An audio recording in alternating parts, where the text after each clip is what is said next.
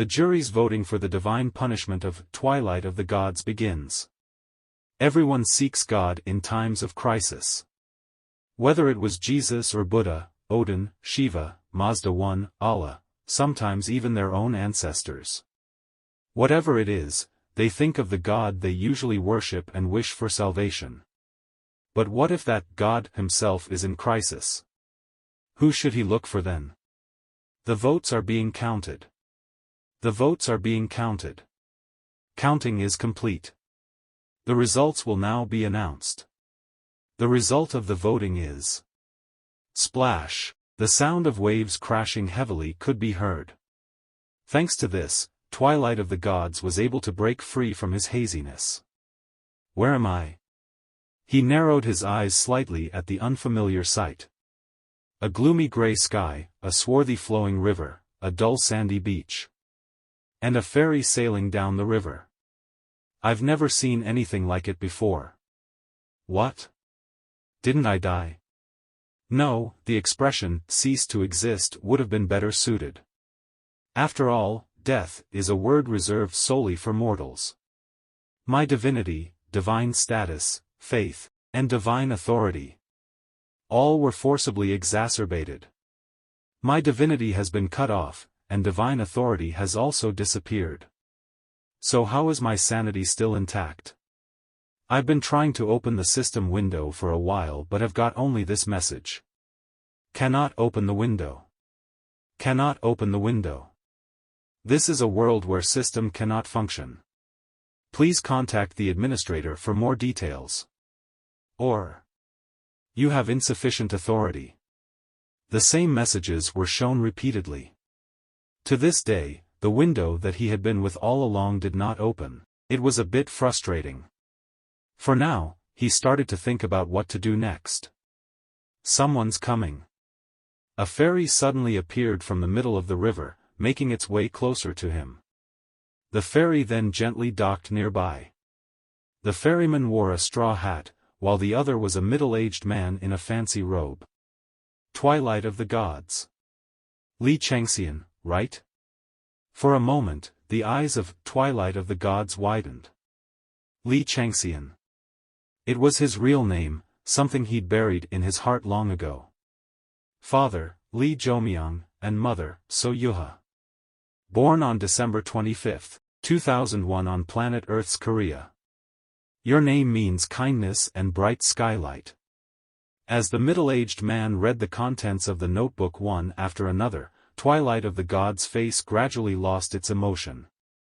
However, contrary to your name, in 2027, for unknown reasons, you were moved to the planet Arcadia, and after many twists and turns, you became a constellation. You were then involved in a conflict, where you slaughtered more than 100 gods and 10,000 demons. Just reading this thing scares me. The middle-aged man shook his head. However, contrary to what he'd stated, he didn't seem to fear him at all. You were then caught and sentenced to death. Going by your facial features, you must be him, so why don't you answer? The middle-aged man had to swallow his words in the middle of the sentence. It was because, in the blink of an eye, Changxian appeared in front of him, his hand mere inches away from his neck. The middle-aged man quickly drew his sword and parried Changxian's hand away. Otherwise, his head would have been blown away if he didn't. You are deprived of the qualification. Skill cannot be activated. The skill is being substituted by proficient techniques. However, Changxian's attack did not stop there. Like a snake moving to snatch its prey, the chained attack continued non-stop. Each and every blow he let loose was strong enough to detonate the average person's body. The middle-aged man began to sweat profusely, countering each of the attacks before being pushed back and landing on the river. The water exploded outwards, soaring high from where his feet touched. A look of embarrassment appeared on the middle-aged man's face. Huh, how is this? Are you really deprived of your divinity? How is it possible to have this kind of power even after being suppressed by divine suppression steel? The middle-aged man shook his head with a surprised expression. I heard that he was called a demon in the other world. He regretted not taking him seriously. On the other hand, Changxian's face was tightly wrinkled.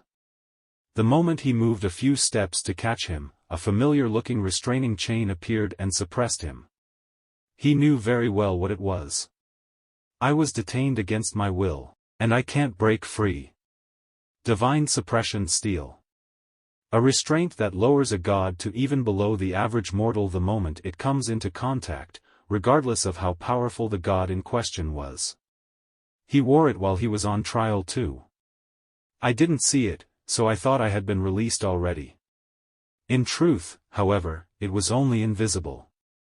He seemed to have it on his hands and feet. Thus, Changxian was restrained. He could now do nothing more than stare at the suspicious individual in front of him. "Who are you?" The middle-aged man slightly bowed down with his hand on his chest. If I had known this would be the case, would have rather introduced myself first. "I'm sorry. I am the top emissary of the underworld, Yule." His demeanor was far more polite than before. Changxian's eyes narrowed further. "Underworld? Is this the underworld?" "Exactly. What you're looking at is the river Styx. Oh, and this is the ferryman, Sharon." The ferryman shook his head as he pressed his straw hat tightly. "I heard that a god who was brought to a divine punishment trial cannot escape extinction. Why am I in the underworld?" "That's because you were originally under our jurisdiction." "Your jurisdiction?" "Exactly. The story is a bit complicated. Let's discuss the details while we travel. There's someone who wishes to speak with you." Yule laughed softly. "Arcadia. It's a completely different planet from the original Earth you were on." The ferry glided over the Styx at high speed as Sharon started rowing. Changxian listened carefully to Yule's words while observing the water's surface as ripples gently spread from the ferry to the rest of the river. The river was murky, obscuring anything that might be happening below. "Does that have anything to do with the jurisdiction you mentioned earlier?" "The lifespan and destiny of each human being is recorded in the record of life and death. And these records can only be used where it was written." But then one of them suddenly disappeared. A ray of light flashed before HMI, as even space seemed to warp.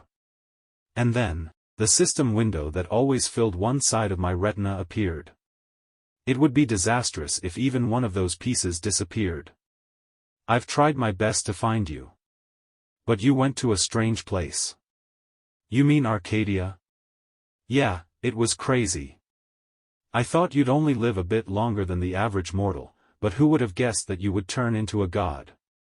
There was a lot of bitterness on Yule's face. "And then you made a big mess.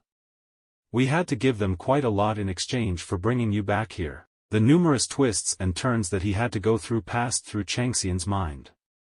Earth, hundreds of years have passed since he had left, and now he can't even remember his hometown. In fact, he only remembered the name Li Changxian after Yule told him.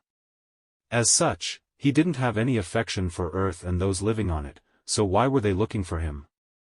"I don't know what they want, but one thing's for sure. They revived me, so they must want something in return. Why did you even bring me here? It would have been far easier to just let me go extinct and just find a new recruit." "Who knows? I'm just following orders." Yule shrugged. "Who's your boss, then?" "Thanatos." Yule's voice was solemn. "The head of Tartarus and Erebus. Some people even refer to him as the great king of the underworld." Changxian nodded his head. Obviously, a being who presides over the life and death of mortals, it could be considered a fairly high-ranking position. It was definitely a position to be in the future. "We have arrived." The ferry arrived at the estuary on the other side of the river. There was also a ferry much larger than theirs, and the numerous souls on board stood in a long queue that stretched all the way to the palace. It'll take a total of 49 days for them to complete their journey. "You'll be taking a different path, follow me." Changxian followed Yule and quickly passed the line. The staff who were managing the line all bowed to Yule at once. After passing through the crowds, you'll started to speed up in earnest. They passed through a myriad of areas along the way. You have entered the hell of fiery pit. You have entered the hell of icy mountain. All hells of the underworld have been safely passed. There were numerous souls, some were imprisoned in fiery pits, some trapped in ice mountains, while a few of them in eternal darkness.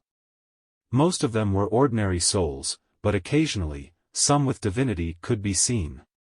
What were they? Before you were labeled as an evil god, you were a battle god, right? And? You seem interested in them. They are fallen constellations.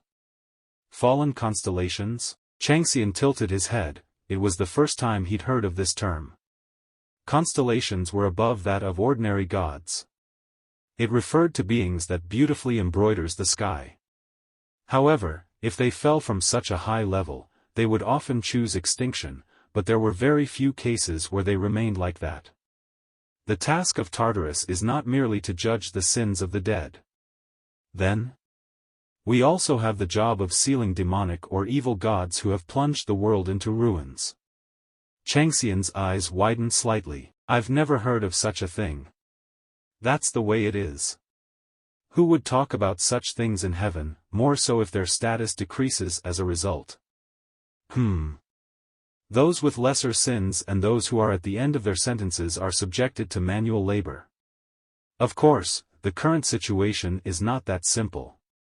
Changxian seemed to understand why heaven is so wary of the underworld, and why it refuses to speak of it as much as possible.